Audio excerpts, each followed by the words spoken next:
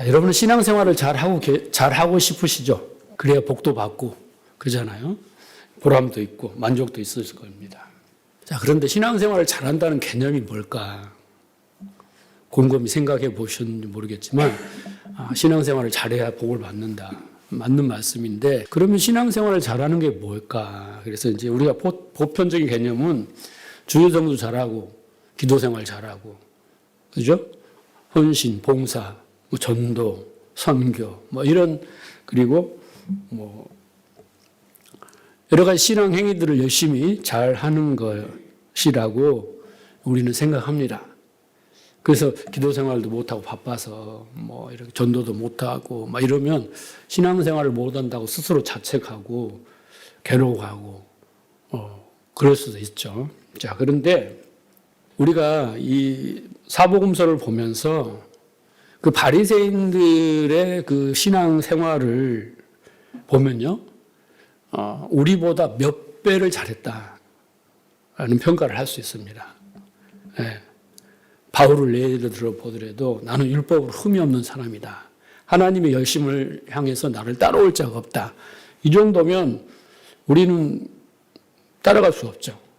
바울은 황새고 우리는 뱁새의 수준이죠. 자, 그런데 문제는 그렇게 열심히 하고도 예수님께 책망을 받습니다. 그죠? 외식하는 자들이야 책망을 받고 또 회칠한 무덤 같다. 이렇게.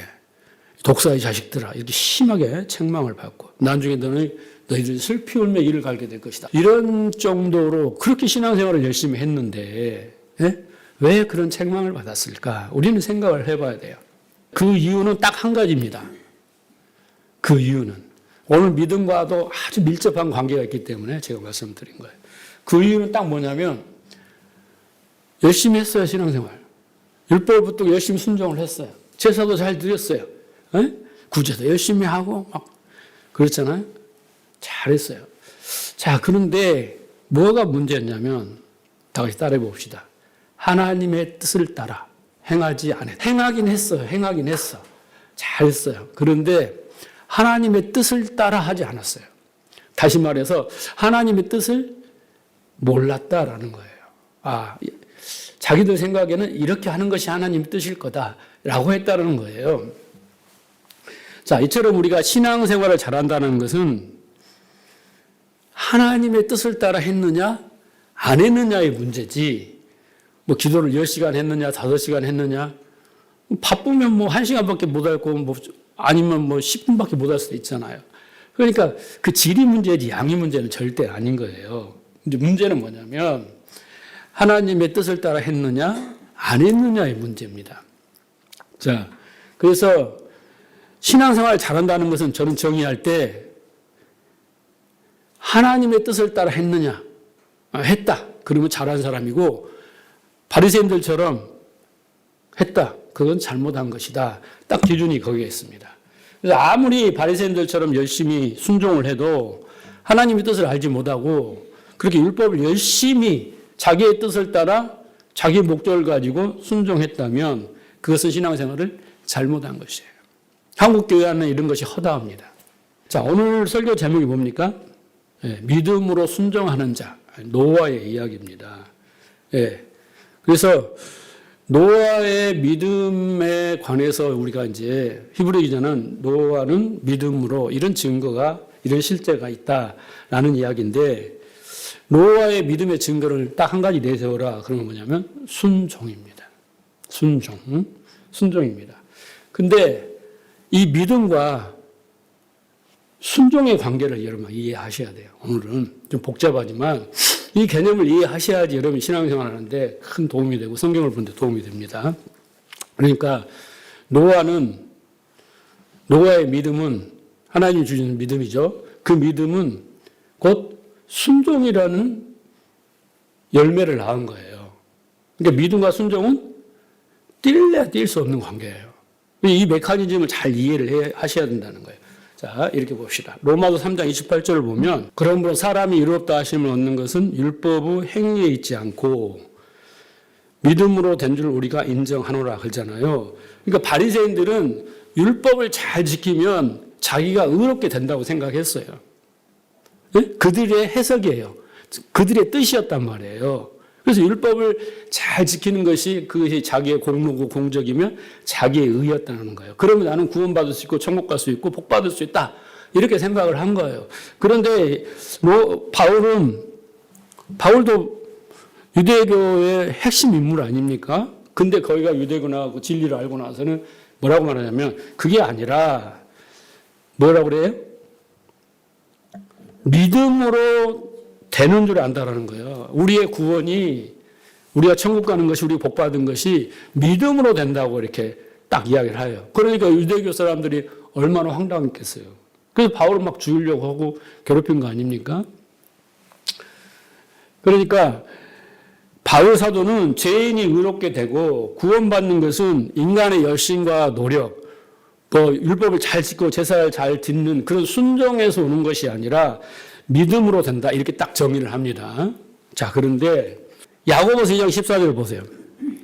내 형제들아 만일 사람이 믿음이 있노라 하고 행함이 없으면 무슨 유익이 있으리요. 그 믿음이 능히 자기를 구원하겠느냐. 또 야고보는 딴소리를 하잖아요. 지금. 바울은 이신칭이 믿음으로 우리 구원을 받아. 그런데 야고보는 또 이렇게 말한다.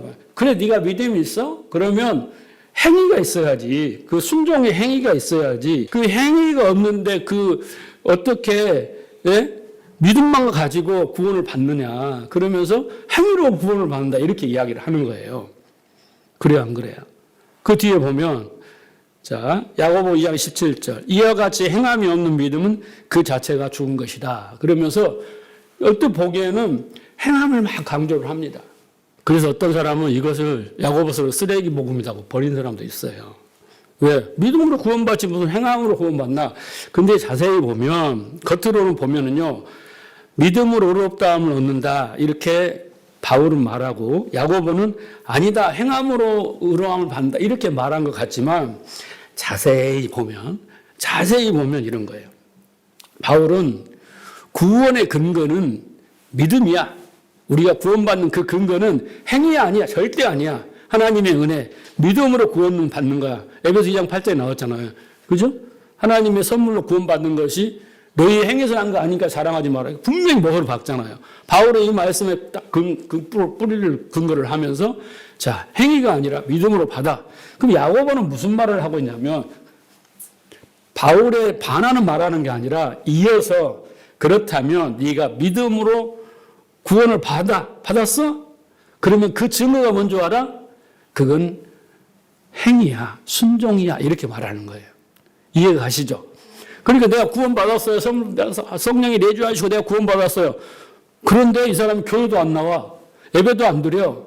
에? 기도도 안 해. 뭔가 신앙이 아무것도 없어. 그러면 어떤 거예요? 네 믿음이 뭔가 잘못됐다라고 이야기를 하는 거예요. 지금. 그죠? 야고보서 2장 읽어보면. 그래서 바울은 어떻게 구원받았습니까? 믿음으로 받습니다. 근데 야고보는 그러면 구원받은 믿음은 어떻게 나타납니까? 행위로, 순종으로 하나님 뜻대로 행함으로 나타납니다. 행함은 구원의 조건이 아니라 살아있는 믿음의 증거입니다. 라고 정의를 했어요. 자, 그럼 여러분, 이제 믿음이 뭔가를 이해하시겠죠? 예? 그죠? 믿음이 뭔가를 이해하셔야 돼요. 자, 그래서 네가 구원을 받은 믿음을 가졌다면, 예? 난 구원에 확신이 있어.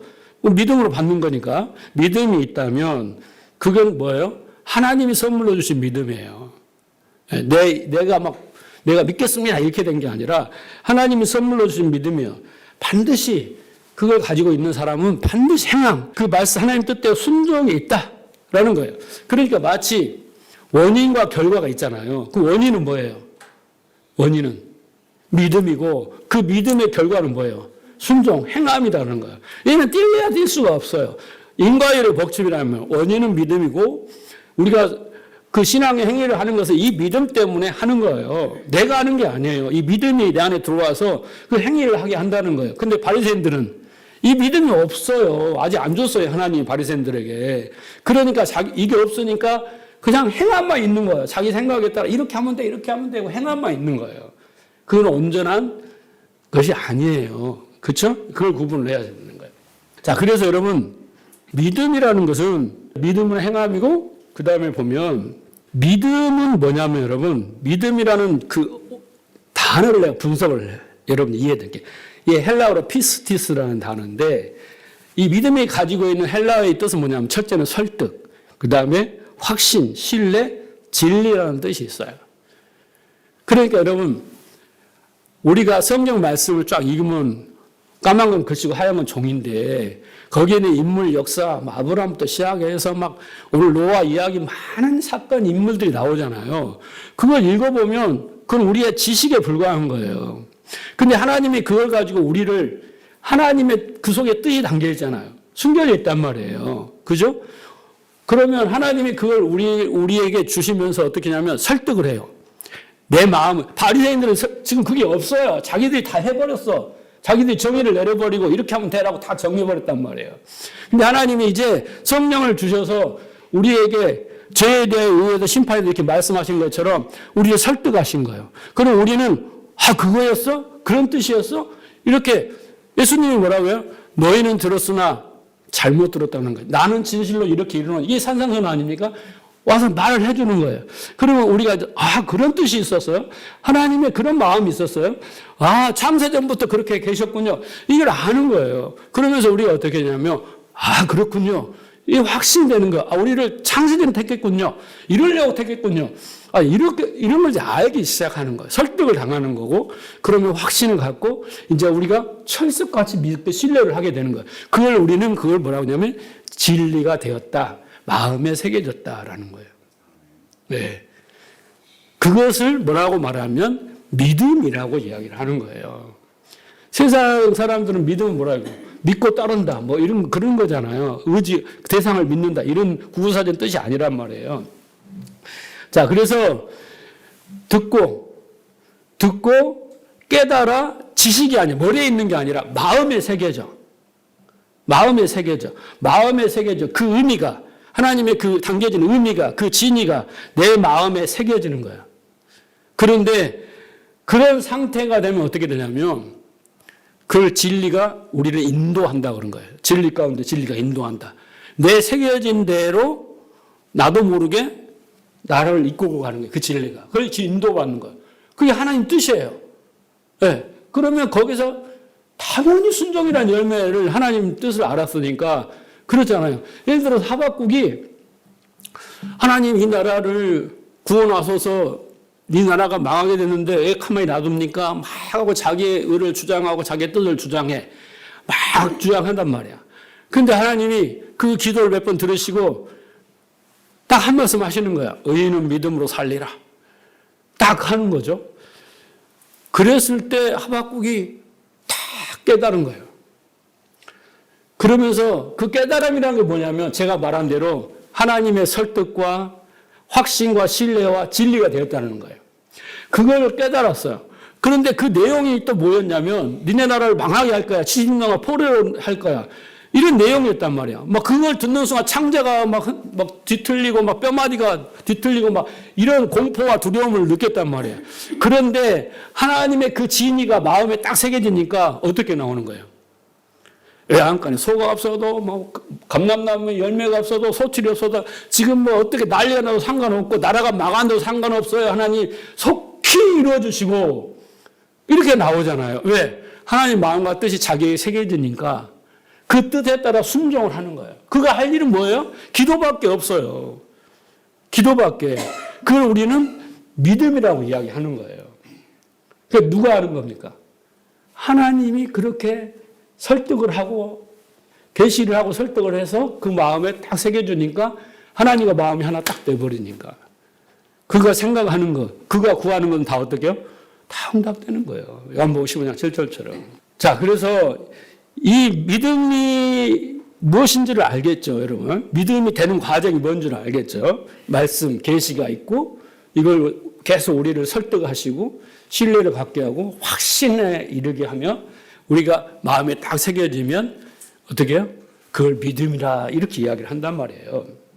자, 그러면 여러분 순종이란 단어를 또 공부를 해봅시다. 순종이란 단어는 히브리 말로 샤마야. 샤마 이스라엘아. 신명기 6장에 보면 들으라는 거예요. 샤마, 들으라. 순종이 들으라예요, 여러분. 순종이 히브리 말로 뭐라고요? 샤마. 샤마가 무슨 뜻이에요? 들으라, 이런 뜻이에요. 잘 들으라, 이런 뜻입니다. 그래서 국어사전에는 순서에 복종하다라는 거죠. 근데 여러분, 우리가 복종을 하려면 어떻게 해야 돼요? 잘 듣고 설득을 당해야 복종을 해. 애들한테 무조건 명령해봐. 누가 들어? 요즘 MZ들은 안 들어. 그잖아요. 요즘 꼬마 애들 또 부모들이 계속 자세하게 설명을 다 해주잖아요. 그래서 납득이 가면 따르는 거예요. 그러니까 얘가 따르게 하려면요, 잘 들어야 돼. 얘 입장에서는. 이쪽에서는 잘 설명을 해야 되는 거예요. 그래야 순종이라는 열매가 나오는 거죠. 그래서 순종은 히브리 말이 정확한 거예요. 뭐라고 하냐면 샤마, 듣다, 경청하다, 동의하다, 지각하다. 순종은 듣고 지각하여 동의하는 거예요. 그러면 어떻게 돼서 들은 대로 거기다가 빼기도 안 하고 더하기도 안 하고 들은 대로 행하는 게 뭐냐면 순종이에요. 근데 바리새인들은 잘못 들었잖아요. 잘못 들어서. 제대로 듣지 않아서. 근데 열심히 순종을 해. 근데 하나님 입장에서는 그건 뭐예요? 불순종, 관역이 빗나간 거예요. 그게 바로 죄라고 말하는 겁니다. 자, 그 예를 사무엘상 보세요. 15장. 사무엘이 이르되 여호와께서 번제와 다른 제사를 그의 목소리를 청종하는 것을 좋아하신 것 같이 좋아하겠습니까? 라는 거예요. 여러분, 번제와 제사가 있는데 하나님은 그것과 비교해서 뭘 더 좋아하세요? 방금 읽었죠? 우리가 제사 번제 드리는 것보다 더 중요한 것은 청종하는 하나님의 말씀을 듣는 것 더 중요해요. 그 말은 뭐 말이냐면 번제와 제사를 왜 드려야 되고 왜 제물을 드려야 되는 그 이유와 목적을 듣고 우리가 아벨에서 배웠잖아요. 믿음으로 드리는 예배. 그렇게 드리는 걸 더 좋아하는 거예요, 하나님은. 그런데 듣지 않고 그냥 바리새인들처럼 예배 드리고 뭐 나는 주일 성수했어. 나는 예배 다 들었지. 난 믿음 좋지. 이게 아니라고. 그렇죠? 그런 뜻입니다. 자, 그래서 보세요. 순종이 뭐보다 낫고 제사보다 낫고. 여러분이 지금 예배를 드린데 이 예배보다 순종은 뭐예요? 잘 듣는 거. 뭘 들어야 돼? 영과 진리의 예배예요. 왜 예배를 드려야 되는지. 예배에서 뭘 해야 되는지. 로마서 12장 1절 잘 나와 있잖아요. 예? 우리의 몸을 거룩한 산제물로 드리고. 그렇죠? 하나님의 뜻을 분별하고. 이게 영적 예배 아닙니까? 요것을 알고 믿음으로 아벨처럼 예배 드리는 게 그게 뭐예요? 잘 듣는 거예요. 예. 근데 이걸 들으지 않고 드리는 예배가 가인의 예배란 말이죠. 자, 그리고 여기 보세요. 듣는 것이 수양의 기름보다 낫다. 우리가 헌금을 드리고 뭘 제물을 드리잖아요. 이거 아무리 삐까번쩍 좋은 걸 드려도 듣지 않고 왜 드려야 되는지도 모르고 드리는 것은 하나님 원하지 않는 거예요. 그래서 이렇게 순종과 듣는 것은 뭐예요? 이퀄이죠. 그렇죠. 순종과 듣는 것은 똑같은 거예요. 그렇죠? 네. 자, 이 말씀은 여러분 무슨 말씀이냐면, 자, 전쟁이 났어요. 전쟁이 났어. 뭐 시간이 짧으니까 제가 다 뭐라 이야기하지만 사무엘이 이제 와서 제사를 지내고 출정을 해야 돼. 근데 사울왕이 보니까 백성들이 막 불안해 두려워 떨면서 도망가기 시작하고 빨리 이걸 전쟁을 치러야 되는데 사무엘은 기다리라고 했는데 오지도 않아. 근데 이 제사는 어떻게 해야 돼? 제사장만 드려야 돼요. 하나님이 택한 자, 지명한 자만 하나님께 나아갈 수 있는데 너무 급한 거야, 사울왕이. 그래서 자기 뜻대로 자기가 제사를 드리고 출정을 해요. 그것을 보고 지금 이렇게 빗대어서 네 잘못했다. 사울왕은 이걸 계기로 왕위가 박탈당하는 그런 벌을 받잖아요. 그렇죠? 그래서 제사보다 제물보다 더 중요한 건 뭐다? 순종, 잘 듣는 것이다 라는 거예요. 그래서 지금 사울 왕은 가인과 같이 제사가 뭔지 제물이 뭔지 그 의미가 모르는 채 자기의 필요에 따라 자기의 뜻대로 자기가 제사를 집행했다라는 것이 문제된 거예요. 왜? 제사에 대해서 올바로 알지 못하고 왜 드려야 되는지 모르고 왜 제물을 드려야 되는지 이걸 모르고 그냥 형식적으로 치르면 된다라고 생각했대. 이게 바로 뭐냐면 불순종인 거예요. 뭘 안 지킨 게, 뭘 안 하는 게 아니라 잘못한 게 불순종인 거예요. 그래서 잘 듣는 것이 뭐다? 곧 순종이다라는 겁니다. 그래서 유대교 바리새인들은 하나님이 십계명을 줍니다. 그 다음에 율법을 줍니다. 그죠? 성막에 제사를 줍니다. 그리고 여러 가지 계시를 줍니다. 그런데 로마서 7장에도 보면 율법에 주신 정의를 바울이 정확히 정의를 하잖아요. 그런데 올바르지 않게 알았어요. 그러니까 거기에서 나오는 것은 믿습니다의 믿음밖에 안 나와. 자기 어떤 판단과 선택에 따른 믿음이에요. 그래서 자기가 뭘 하고 나면 대단한 거예요. 내 믿음으로 했다. 이렇게 되는 거예요. 믿습니다밖에 안 되고, 그걸 할 때마다 자기 의가 막, 커지는 거죠. 그런데 그것은 하나님에 의해 복종하지 않는 일이라고 분명히 말하고 있습니다. 그 결과 그들이 외식하는 자다, 회칠한 무덤 같은 자다, 독사의 자식이라 책망을 받습니다. 그들의 신앙생활은 예수님은 그렇게 평가합니다. 수고하고 무거운 짐진 신앙생활이다. 이렇게 평가를 합니다. 자, 그래서 예수님께서 오셔서 뭘 하냐면 율법을 완전케 해주는 거예요. 내가 온 것은 율법을 폐하러 온 게 아니라 율법을 완전케 그 의미를 알려주고 그 율법에 완성하러 왔다. 이렇게 말씀하시죠. 그러면서 가르쳐준 게 산상수훈이에요. 여러분, 살인하지 말라, 간음하지 말라, 도둑질하지 말라. 너희는 도덕적으로 들은 거예요. 선악적으로, 그냥 법적으로. 그래서 나는 살인 안 했어. 그러지만은 살인이 아니라는 말은 우리가 산상수훈을 공부하신 분 아시면 전혀 다른 의미입니다. 간음하지 말도 우리가 막 그런 도덕적인 문제가 아닙니다. 그렇죠? 예. 도덕질하지 말라도 도덕적인 건 절대 아닙니다. 성경은 도덕 윤리를 이야기 안 해요. 자, 그래서 예수님께서 너희는 그렇게 들었지 잘못 들었다는 거예요. 그러니까 믿습니다. 믿음으로 책망받는 신앙생활을 할 수밖에 없어요. 그러나 나는 진실로 이르노니, 그렇죠. 네. 그렇게 이야기를 해도 못 알아들어. 그러니까 성령을 보내주셔서 성령이 오셔서 그 진리의 성령이 죄에 대하여, 의에 대하여, 심판에 대하여 이렇게 말씀을 가르칩니다. 그걸 우리는 따라해 봅시다. 그리스도의 말씀. 바울은 그 말씀을, 그러니까 하나님이 계시로 준 것들을 몰라. 근데 예수님이 와서 설명을 해줘. 그래도 몰라. 제자들 다 도망갔잖아요.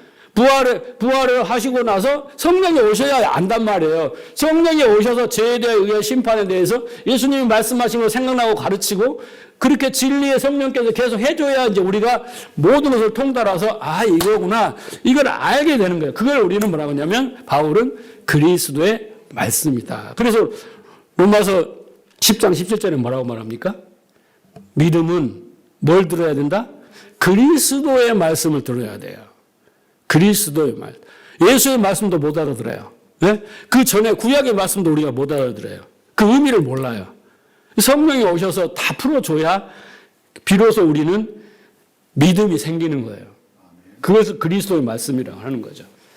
자, 그래서 우리가 그 믿음을 가지면 진리의 인도를 받아서 하나님의 뜻을 행하며 순종하며 살 수 있게 되는 거예요. 우리가 노력으로 순종이 안 돼요, 여러분. 절대 안 됩니다.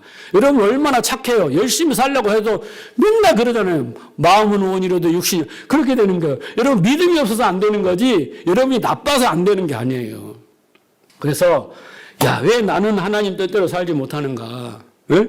왜 나는 이렇게 불순종을 반복하며 왜 회개만 하고 먹고 토하고 먹고 토하는가?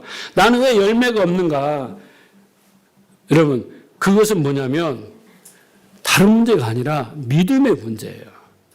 믿음의 문제입니다. 올바른 지식을 듣지 않아, 성경에서 올바르게 듣지 않아서 바리새인처럼 갖고 있는 그런 믿음을 가졌든지, 아니면 아직 내가 초보야, 초보. 믿음의 분량이 요만밖에 안 돼. 예, 그래서 그 정도의 믿음을 가지고 하는 거예요. 겨우 주일성수할 정도 되면 그 정도밖에 안 되는 거예요. 그래서 우리의 믿음의 분량은 그리스도의 말씀을 듣고 점점 커져야 되는 거예요. 커질수록 어떻게 해요? 더 순종을 잘하고 더 복을 받게 되겠죠. 자, 그래서 여러분 첫째 뭐냐면 들어야 돼요. 하나님 계시, 말씀을 들어야 되고, 그 다음에 그것이 우리 안에 새겨져서 진리가 되고 그 다음에 믿음이 되면 우리는 순종, 행함의 이야기가 나온다라는 거예요. 오늘 노아의 이야기를 내가 뒤에 조금만 할 거예요. 왜냐하면 노아가 여기 케이스예요. 믿음과 순종의 모델이에요. 믿음으로 드리는 예배의 모델은 누구예요?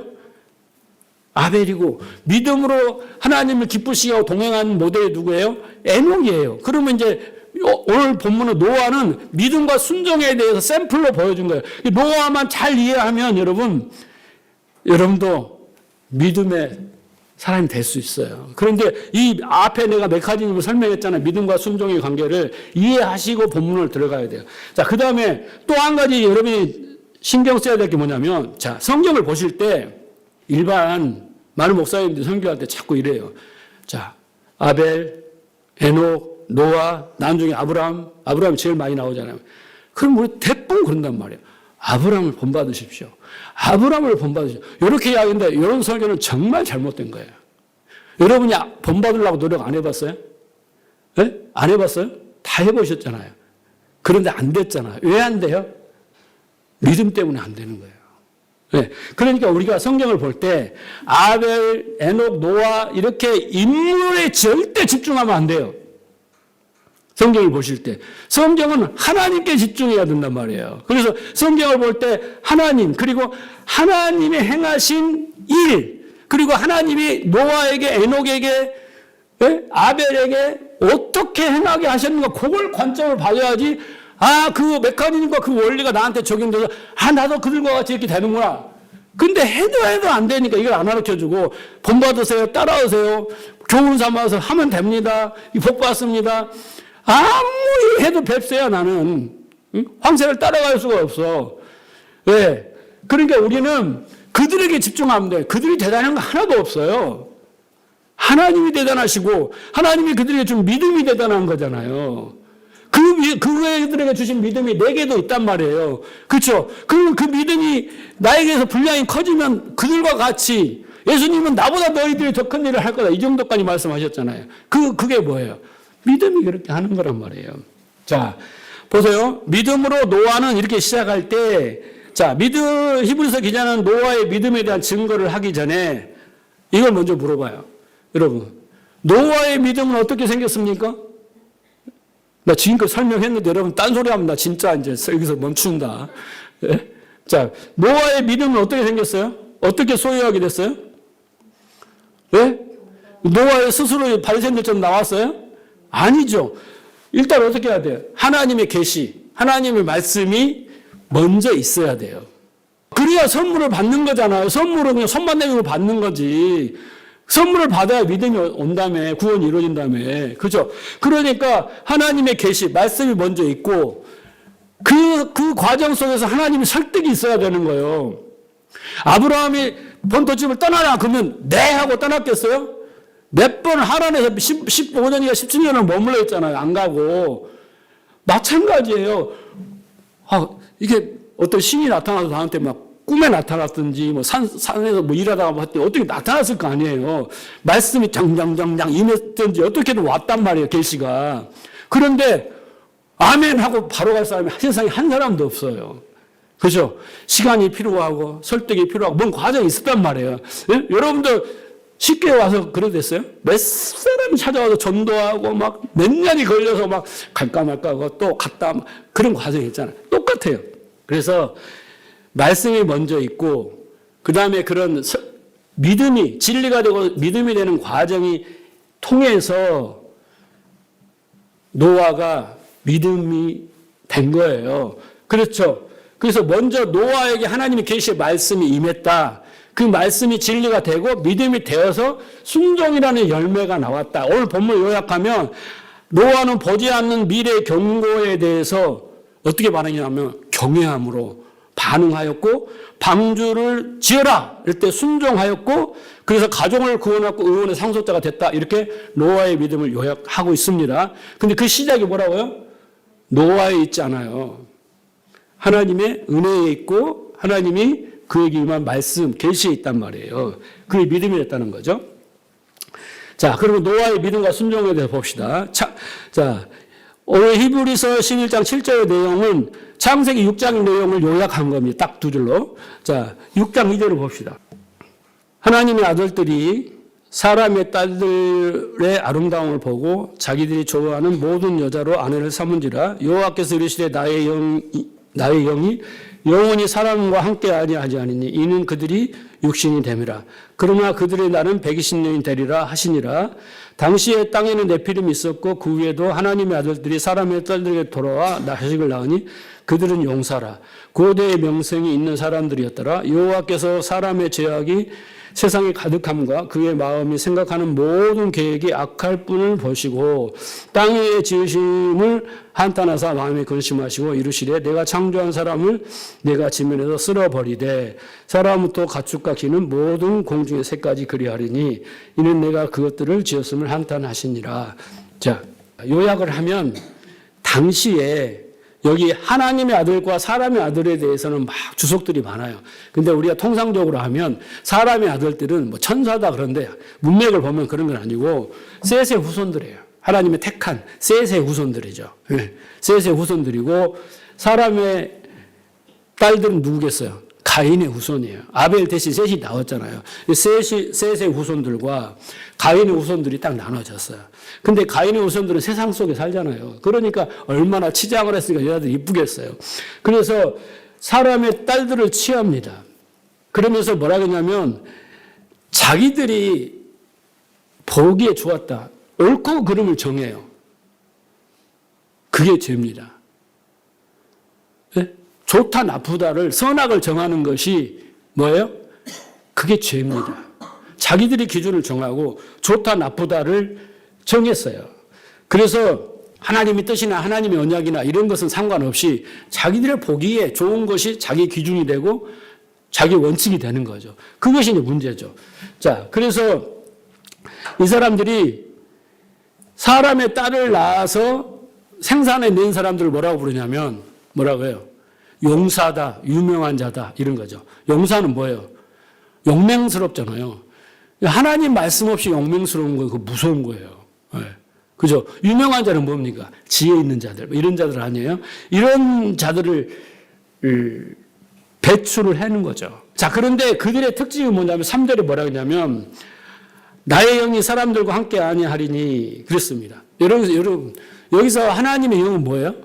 히브리 말로 누하우예요. 누하우. 그건 뭐예요? 말씀이에요.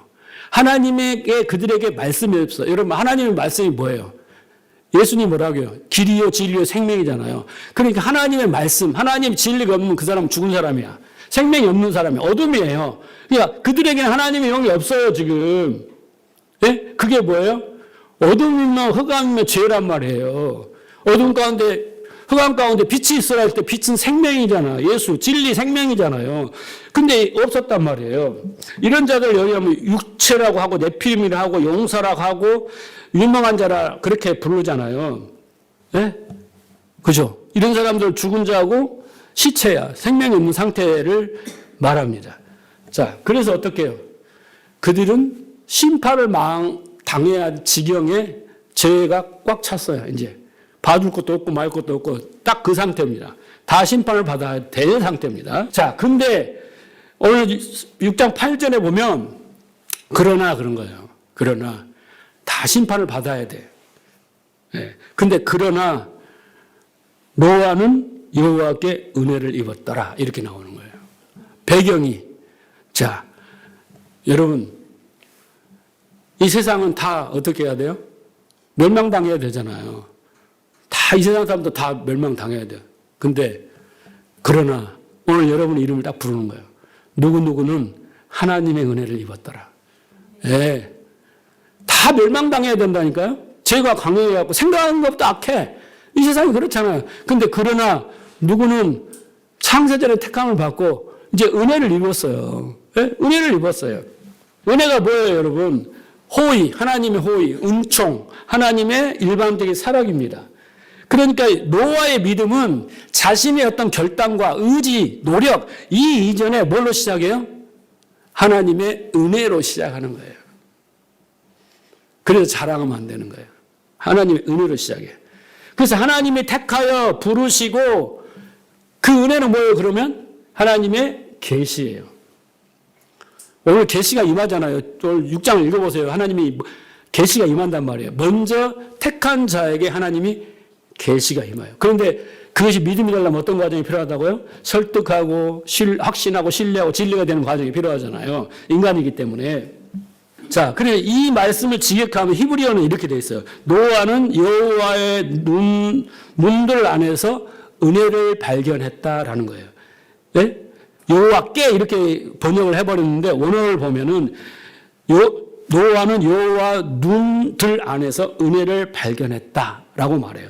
여기서 눈이라는 히브리어는요 말씀이란 뜻이에요. 계시란 뜻이란 말이에요. 그러니까 하나님의 계시가 임했는데 노아가 거기에서 은혜를 발견한 거예요. 스스로 발견한 게 아니라 은혜를 받았다. 네, 은혜를 받았다라는 뜻입니다. 제가 설명하는 게 뭐예요? 믿음이 되는 과정이 있었다라는 거예요.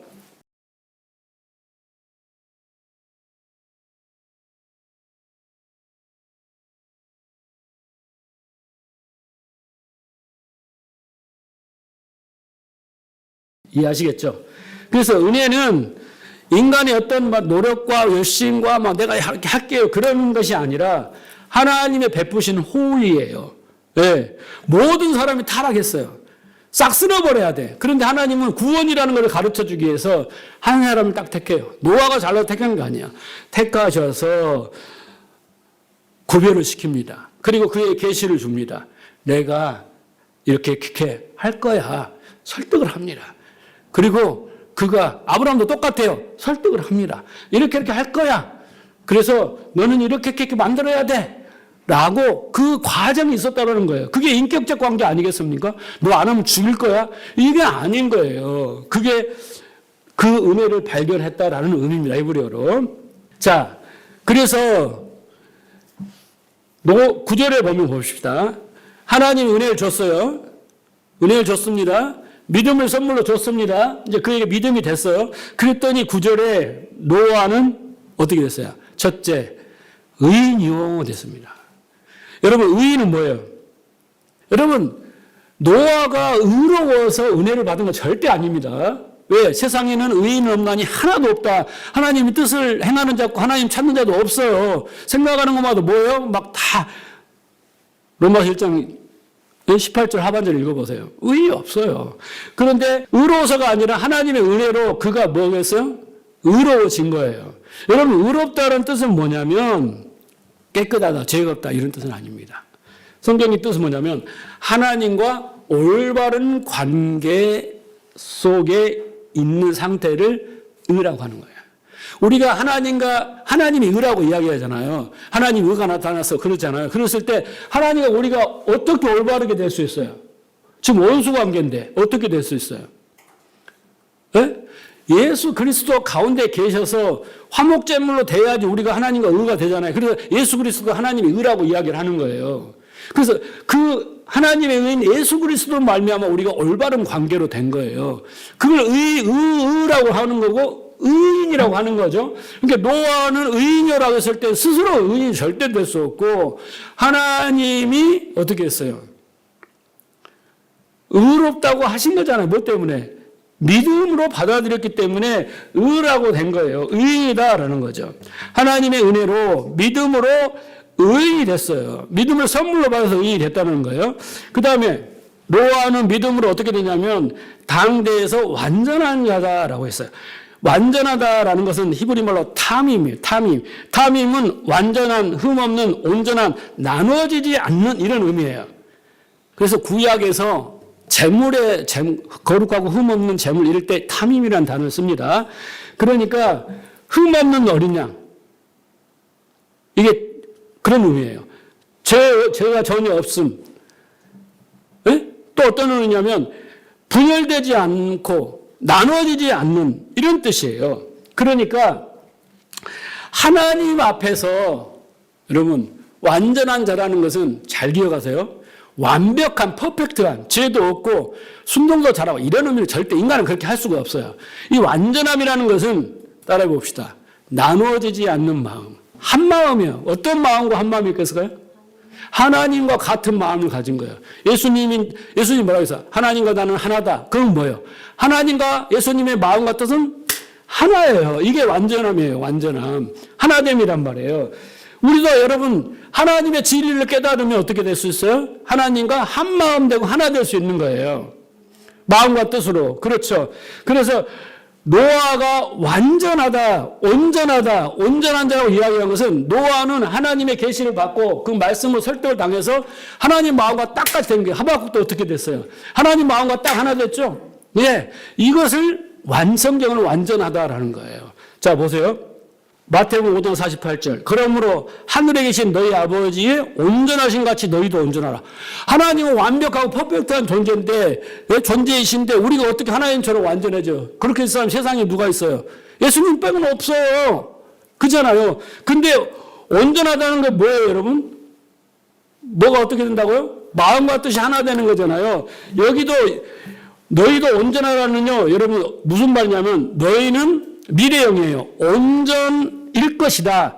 너희는 온전해진다. 누구로? 나로 말미암아 온전해질 것이다라는 거예요. 어떻게? 내가 아버지의 마음과 뜻을 알려줄 텐데 그것을 너희들이 이제 받아들이면 어떻게 돼요? 너희가 온전해진다는 거예요. 그러니까 여러분, 그리스도의 말씀이 예수께서 이루셔서 주시는 그리스도의 말씀이 내 안에 있으면 나는 뭐예요? 온전한 상태가 되는 거예요. 두 마음을 갖질 않아요. 마귀의 마음과 하나님 마음을 갖지 않고 그 마귀의 마음이 떠나가고 하나님 마음을 가진 상태가 온전한 상태예요. 여러분, 로마서 7장에 가면 에피투미아가 있잖아요. 두 마음. 하나님이 율법을 주셨는데 그 한 마음으로 받아들여야 하는데 두 마음을 딱 가져서 이게 탐심이고 탐욕이고 에피투미아라 그랬잖아요. 그렇죠? 그게 한 마음이 온전히 된 거예요. 그래서 그리스도의 진리가 내 안에 있으면 나는 완전한 자인 거예요. 그런 의미입니다. 성경의 의미는. 자, 요한복음 17장 23절. 곧 내가 저희 안에 아버지께서 내 안에 계셔 저희로 온전함을 이루어 하나가 되려 함이라. 여기 나오잖아요. 온전하면 어떻게 돼요? 마음과 뜻이 하나가 되는 거예요. 그러니까 진리는 뭐예요? 하나님의 마음과 뜻, 진리가 담겨 있잖아요. 말씀 속에. 그래서 그 말씀 속에 그 진리를 알게 되면 그게 진리라고 그러잖아요. 마음에 새겨지게 되잖아요. 그게 뭐예요? 온전함이라고 하는 거예요. 온전함. 그래서 말씀이 마음과 뜻이 하나 됐다. 그 말은 말씀이 진리가 됐다는 거잖아요. 그걸 우리는 뭐라고 해서 믿음이라고 했습니다. 그래서 노아는 의인이요. 뭐 때문에? 믿음으로. 노아는 믿음 때문에 온전한 자, 완전한 자다라고. 그 당대에 딱 한 사람밖에 없는 거예요. 하나님이 그 사람한테 계시밖에 안 줬으니까. 그런 거죠. 자, 그 다음에 노아는 믿음으로 어떻게 됐어요? 하나님과 동행했다라는 겁니다. 그래서 노아의 믿음의 증거는 하나님과 동행한 삶을 살았어요. 동행하다는 에녹에서 공부 많이 했죠? 우리가 하라크 어떤 거였어요? 삶 전체가 하나님과 같은 방향으로 같은 뜻을 가지고 가는 것을 뭐라고 그랬어요? 동행했다라는 거예요. 300년 동안. 그게 뭘로 가능했다? 당연히 믿음이 들어와서 하나님 진리가 내 마음에 새겨졌으니 당연히 그 뜻을 따라 우리는 가는 거잖아요. 그렇죠? 자, 지금까지 설명한 창세기 6장 그 노아의 행적을 통해서 사건을 통해서 히브리 기자는 오늘 본문을 딱 요약합니다. 자, 보세요. 7절 봅시다. 본문. 믿음으로 노아는 아직 보이지 않는 일에 경고하심을 받아. 그렇죠? 보이지 않는 일이 뭐겠어요, 여러분? 눈으로 확인되지 않는 거예요. 그런데 노아의 시대는 여러분 비도 온 적이 없어요. 비 한 방울 온 적이 없어요. 그 당시에는. 그런데 홍수가 나와서 이걸 다 지구를 멸망시킨다는 말이 가당치 않겠어요. 인간의 이 생각으로. 그렇잖아요. 심판의 징조도 없었어요. 그런데 노아는 하나님의 말씀을 심판에, 이 홍수 심판을 실제로 시뮬레이션, 진짜 보는 것처럼 받아들였다는 거잖아요. 그렇죠? 그렇죠? 히브리서 11장 1절에 믿음의 정의가 뭡니까? 믿음은 보지 않는 것들의 증거라고 이야기를 하잖아요. 보지 않는 일에 대해서 그것이 보는 것처럼 받아들이는 것. 이게 뭐예요? 믿음인 거예요. 믿음인 것입니다. 홍수를 본 적이 없어요.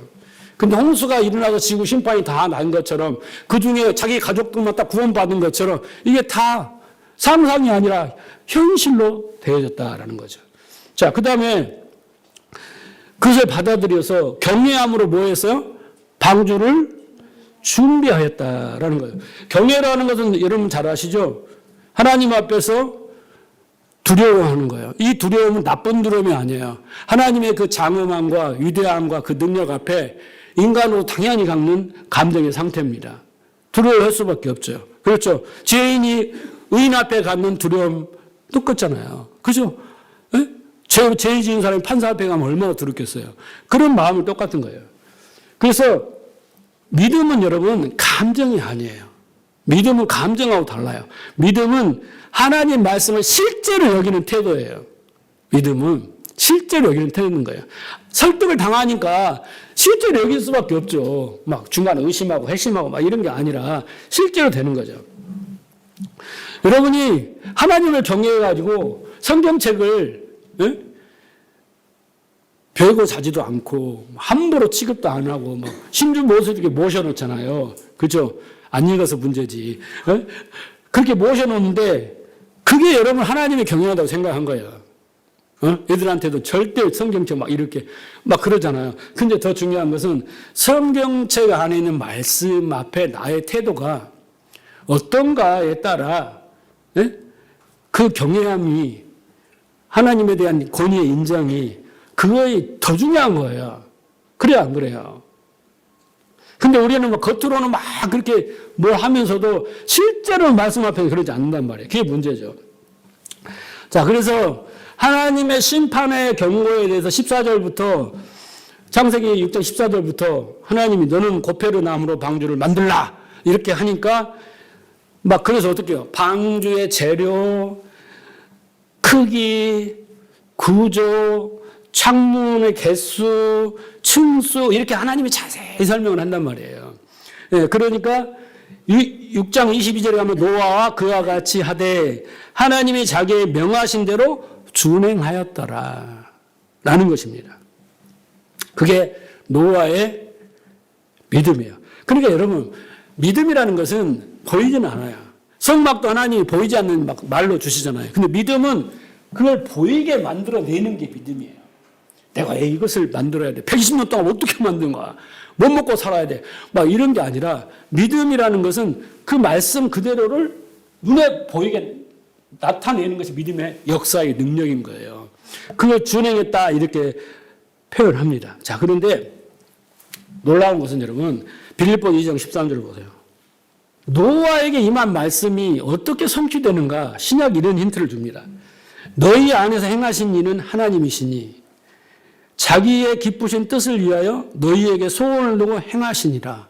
자, 우리가 뭔가 행위로 만들어내는 것은 그 이전에 뭐가 있다는 거예요. 지금 여러분 쉽게 말하자면 하나님이 내 안에 행하신다잖아요.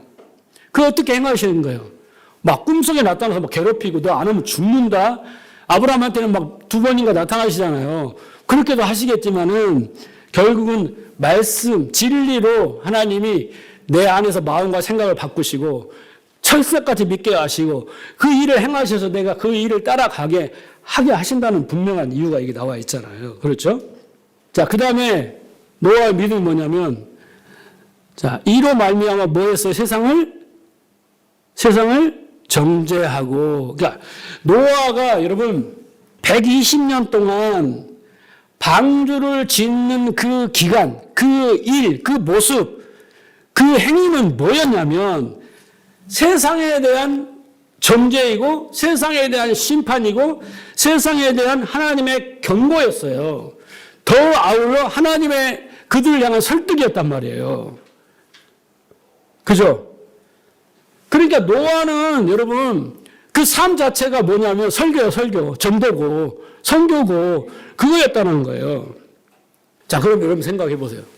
우리도 지금 세상 구별된 자로서 세상을 향하여 세상을 정죄하고 심판하고 그죠? 세상에 증거하는 삶을 사는 거예요, 우리도. 자, 그런데 우리가 여기서 놓치지 말아야 될 것이 가장 중요한 게 뭐냐면 자, 에녹을 우리가 설명할 때 에녹은 옮기심을 받았다고 했을 때 단지 몸이 하늘로 갔다고 안 그랬습니다. 아니 죄인이 그냥 죄인 상태에서 몸이 믿음도 없이 가면 안 돼요. 300년 동안 동행하면서 이 에녹은 뭐 믿음의 사람이 된 거잖아요. 그게 세상에서 하나님이 옮기기 시작한 거잖아요. 무드셀라를 낳은 순간부터 옮겨지기 시작해서 65세부터 그는 300년을 어떻게 했어요? 하나님과 동행하면서 세상에서 또 옮겨진 삶을 살았단 말이에요. 그럼 노아도 똑같아요. 노아도 120년 동안 세상에서 옮겨진 삶을 산 거예요. 이해하시겠어요? 원리는 똑같습니다. 그러니까 노아가 110년 동안 밥 먹고 화장실 갔다가 도시락 싸고 산에 올라가서 짓고 방주를 만들고 맨 그것만 했겠냐고요. 아니죠. 그러니까 우리는 성경의 관점을 하나님이 120년 동안 우리가 그거 120년이니까 인간은 120년만 살아 이 정도로 이해하는데 120년 동안 노아에게 허락하고 세상에 허락한 이유를 알아야 돼요. 세상을 향해서는 어떻게 했다고요? 정죄하고 심판하고 증거하는 삶을 살았단 말이에요. 그런데 노아가 120년을 살아요. 그럼 걔는 방주만 지었다는 거 생각하시면 큰 오산이에요. 그럼 120년 동안 노아에게는 에녹과 같은 옮겨지는 삶을 살았다고 봐야 되는 거예요. 그 말은 무슨 말이겠어요? 120년이 딱 지나고 나니까 120년 동안 사람들이 지나고 나서 딱 지났는데 한 사람도 안 와. 한 사람도 방주로 와서 나 좀 실어주라고 하는 사람이 한 사람도 없어. 그것은 하나님이 택하지 않으면 오지도 못하겠지만 하나님 보여주는 어떤 것이지만 한 사람도 안 와. 그러면 120년 동안 세상 사람들이 노아에 대해서 무슨 짓을 했을 것 같아요, 여러분? 미친놈이라고 했겠죠. 네. 미친놈이라고 했지 않았겠어요? 산꼭대기에서 120년 동안 뭐 하는 짓거리야, 저 식구들은. 얼마나 조롱하고 비난하고 그죠? 손가락질하고 그러지 않았겠냐 이 말이에요, 여러분.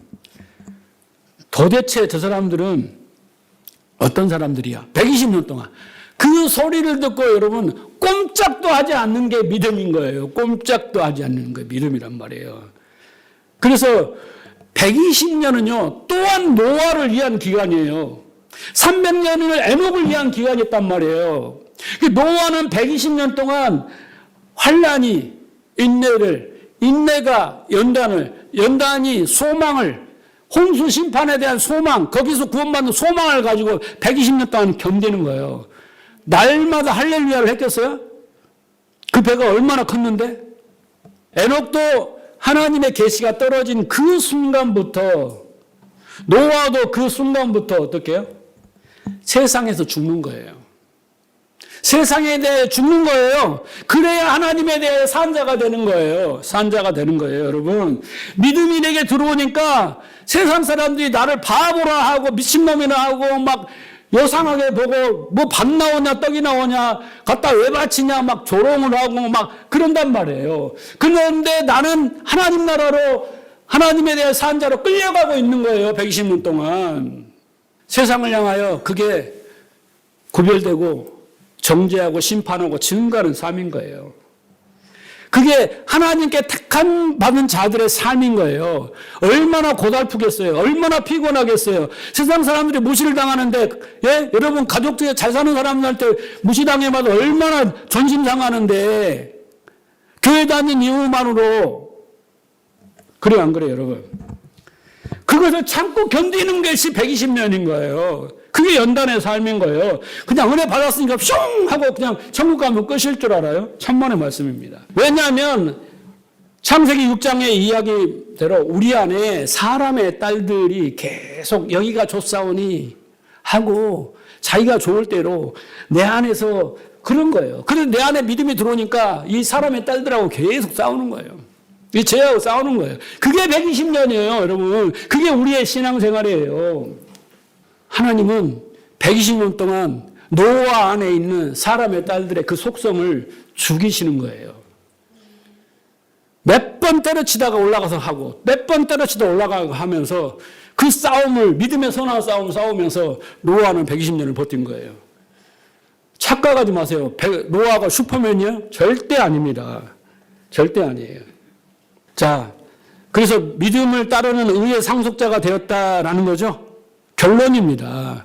예, 하나님의 믿음의 결론은 그렇게 그 의를 상속하게 됩니다. 그래서 여러분 이제 보세요. 아벨은 믿음으로 예배를, 에녹은 믿음으로 하나님을 기쁘시고 동행하고, 이제 노아는 믿음으로 순종함으로, 믿음에 구체적으로 뭔가가 점점 드러나기 시작하죠. 그래서 여러분의 믿음을 비교해 보시라는 거예요. 색깔을 비교해보고 번지를 비교해보고 분량을 비교해 보시라는 거예요.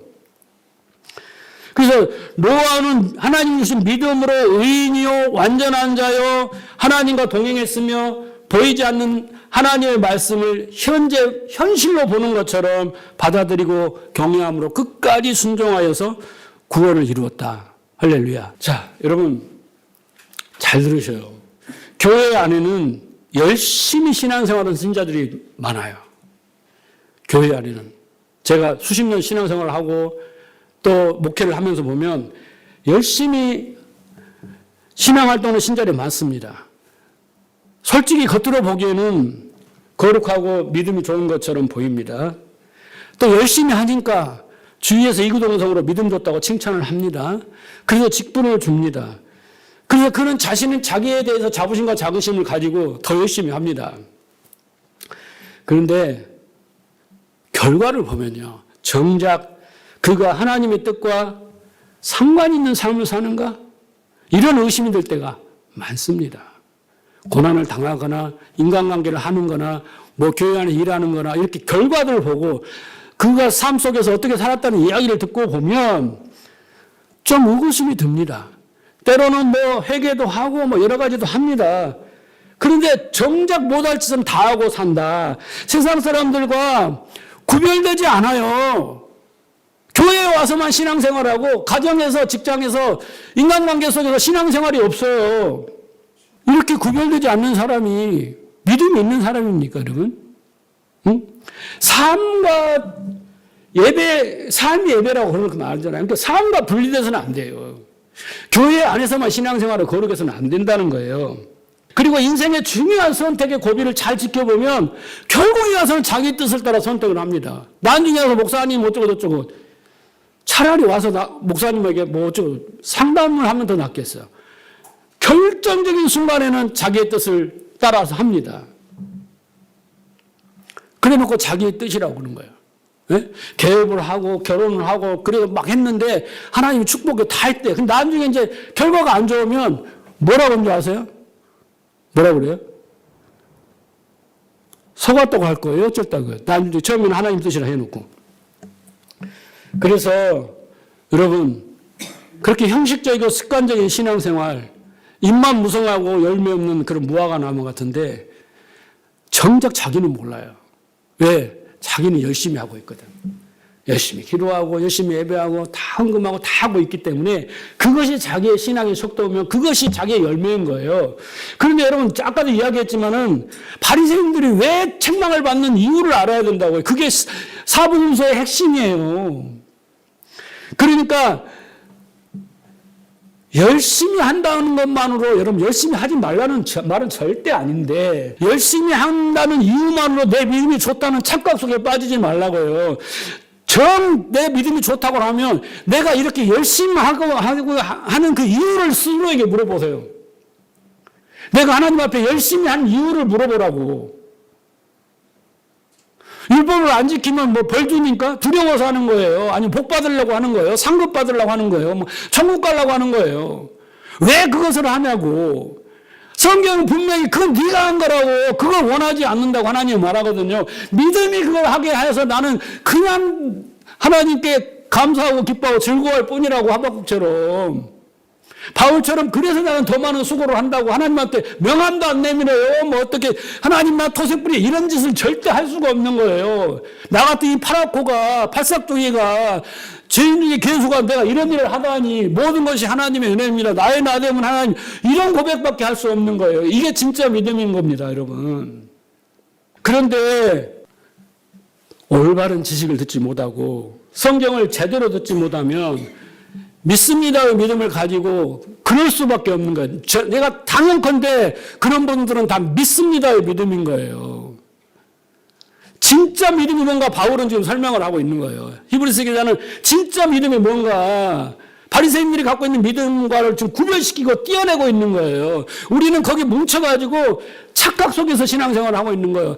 몇 년이 가도 변하지는 않아요. 몇십 년이 가도 변하지 않아요. 제가 보면은 인격이 그대로예요. 성숙함이 없어요. 똑같아요. 왜 그렇겠어요, 여러분? 하나님의 능력이 없어요. 말씀의 능력이 없어요. 그 이유를 잘 아셔야 돼요. 그래서 우리는 무엇보다도 하나님의 계시 이 말씀이 올바른 지식이 되어서 우리에게 진리가 되는 게 중요해요. 잘 들으면 여러분 우리는 잘 듣기만 하면 돼요. 잘 가르치고 잘 들려주는 분을 쫓아다녀야 되는 거예요. 이 시대는 진리의 전쟁의 시대입니다. 유럽교회가 망하고 한국교회가 지금 쇠퇴해가는 이유는 교회 안에 진리가 없기 때문에 그래요. 그래서 이 말씀을 잘 들으면 내가 할 게 없어요. 왜? 말씀이 진리가 되면 진리를 나를 인도하는데 뭐 나를 시궁창으로 인도할 거예요? 뭐 어디 망하는 길로 인도할 거예요? 하나님 뜻 가운데로 인도하고 뜻이 이루어지기를 인도해 가는데 절로 되지 않겠어요? 우리는 할 일은 그 은혜의 영광을 찬송하고 기뻐할 일밖에 없다고요. 근데 잘못 들으니까 그래서 무엇을 들었느냐, 말씀이 내 안에 와서 새겨졌느냐, 안 졌느냐, 이게 중요한 거지 다른 게 중요한 게 하나도 없어요. 자, 노아에게 임한 하나님의 은혜는 믿음이었습니다. 그 믿음은 하나님 뜻대로 순종하게 하는 믿음이었습니다. 여러분에게 저는 우리 성도님들 너무 사랑해요. 그 믿음은 우리가 있어요. 이 믿음만 있으면 여러분, 이 믿음의 원리를 알고 이 잘 들으면요, 믿음이 여러분 안에서 그 기쁘신 뜻을 이루어갑니다. 네. 우리가 그 전에 저도 8년 전만 해도 잘못 듣고 뭐 도덕 윤리적이고 교훈적인 것만 가르쳤잖아요. 열매 하나도 없었어요. 힘들기만 했어요. 설교 준비하는 것도 괴로웠어요. 근데 지금은요, 이 깨닫고 나니까 너무 재밌어요. 즐거워요. 여러분도 마찬가지로 하나님 주신 믿음이 여러분에게 있음을 분명하고 믿음의 분량이 점점 커져서 그 믿음이 아벨처럼 예배를 드리고 믿음으로 에녹처럼 하나님과 동행하고 기쁘시게 하고 오늘 노아처럼 순종의 길로 이 세 사람만 닮지 말고 세 사람처럼 믿음의 역사가 나타나면 여러분 삶과 또 인생과 모든 것이 의와 평강과 쾌락이 넘쳐날 것을 저는 굳게 믿습니다. 그렇게 되기를 주님으로 축원합니다.